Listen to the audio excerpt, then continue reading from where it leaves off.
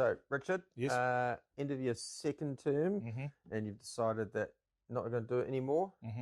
What's the background? What's the reason for that? Mainly because we're moving out of the area, and my wife and I are retiring. So as I won't be living in the area anymore, I just felt I couldn't really represent the good people of the Rangitikei as not a resident. But yeah, That's as good a reason as any. yeah. What's been the highlight of being on council for you? Well, lots of highlights really.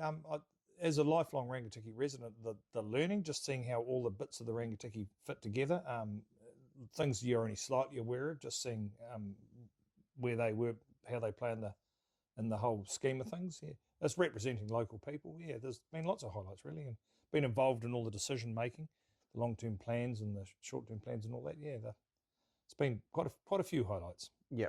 And obviously, it's a double-edged sword. There's got to be some challenges and maybe some low points. Is there anything that you advice that you'd pass on to people to deal with some of that stuff that comes out? No, well, low points. You are dealing with ratepayers sometimes who are a little bit irate over something. I've never had a personal attack. I've had some pretty heated phone calls from people who are pretty frustrated with an issue, but I've got back to them a few days later, and they've been very easy to deal with. That's about really the only low point, I think, really. So you take that initial heat out of the conversation, and then you're able to have a civil discussion after that? You got to remember, especially the way I experienced was they're not personal attacks. They're just people are pretty emotional about an issue. Like quite often the phone calls at early in the morning or late in the evening, they've stewed over it for a while, and then they've rung you, and they've been pretty emotional about the whole thing. But yeah, if you get back to them with an answer, don't try and get back to them straight away. Get your facts right, find out what the problem is, get some advice, then go back to them. They've cooled down a bit. You've got some information for them, and that's actually been another highlight. It's been able to help people in that respect. So it's been good. But that's the main thing. Yeah, definitely. Yeah. From when you first joined council or thought about standing for council through to now, what's your perception of council? How much has it changed? I was probably, I don't know how you'd say fortunate, but my father was on council for a long time, so I was sort of brought up in a council environment. I had a pretty good understanding what happens when you're on council.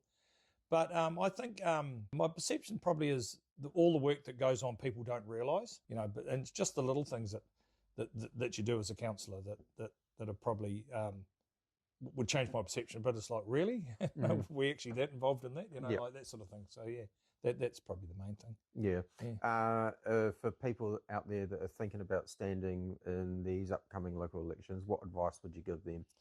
If you are elected on the council, be as prepared as you can to hit the ground running. I mean, these days we're quite lucky; all the meetings are live streamed, and so you can watch a meeting. You can even come along to council and watch it firsthand, or they're recorded. You can watch a recording of the council, so you understand what's going on and understand the issues that we're dealing with currently. Because as soon as the new triennium starts, you'll be involved in those. So just get yourself as formed as you can.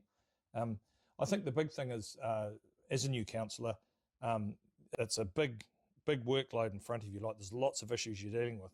And so you'll feel a bit swamped at the start, and that's natural. And you'll sort of sometimes think, well, I don't really think I'm contributing anything, but that's a normal reaction. So try and be as informed as you can on the issues that we're dealing with. And as I say, if you watch a few meetings, read an order paper, anything like that to make you more prepared, would be the biggest advice I could give. Yeah, that sounds like sound advice. Yeah. Was it more of a time commitment than you thought it would be?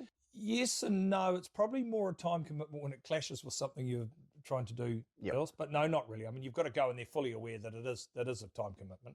I mean, they're all day, the meetings and the workshops, and so that it's you've got to factor that into your workload, whatever you're doing. But no, probably not really. No, it's pretty much, as I say, having a father who was on council for a long time, I sort of saw the hours he put in, so I had a fairly good understanding. Yeah. That makes sense. Yeah. So if you go back and make the same decision again, would you make it? Would you stand for council? Oh, definitely, yeah. I think if you've done a lot of community work, like you've been on, like your local community, even if it's your school board or a sports team board or something like that in the community, it's almost a culmination of all those learnings you can take it forward to council. It's almost like the ultimate goal for community work. Yeah, no, I definitely, well pleased. I sort of round out my community service by my council time, I feel. Yeah. Awesome. Thank you very much for your time today. Appreciate it. No trouble at all.